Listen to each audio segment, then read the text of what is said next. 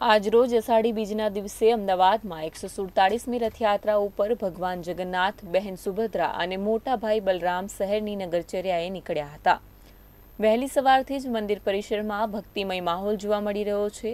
દેશના ગૃહપ્રધાન અમિત શાહે પરિવાર સાથે ભગવાન જગન્નાથની આરતી કરી હતી.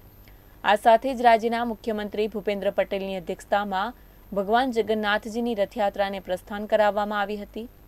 ભગવાન જગન્નાથ, બહેન સુભદ્રા અને ભાઈ બલરામ રથમાં બિરાજમાન થઈ નગરચર્યાએ નીકળ્યા હતા. રથયાત્રા એક એવો ઉત્સવ છે કે જેમાં ભક્તિ, ખુશાલીની સાથે શારીરિક બળ પણ ઉમેરાય છે.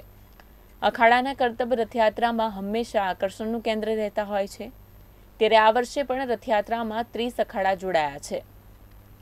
દર વર્ષની જેમ આ વર્ષે પણ ભગવાનની નગરચર્યા સમયે રથયાત્રામાં 18 ગજરાજ, 30 અખાડા, 101 ટેબલો ટ્રક અને 18 ભજન મંડળીઓ જોડાય છે.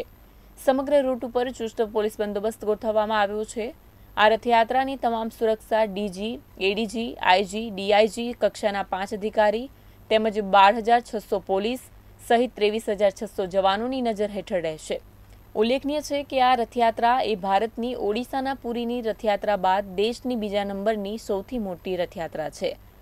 ત્યારે જગન્નાથપુરી સહિત દેશભરમાં જગતના નાથ ભગવાન જગન્નાથ નગરચર્યાએ નીકળી રહ્યા છે. આ સાથે જ રાજ્યના અન્ય શહેરોમાંથી પણ અમદાવાદની રથયાત્રા નિહાળવા માટે મોટી સંખ્યામાં ભક્તજનો જોડાયા હતા. જય રણછોડના નાદ સાથે રથયાત્રા શહેરભરમાં નીકળતા ભાવિકોમાં પણ જબરજસ્ત ઉત્સાહ જોવા મળ્યો હતો.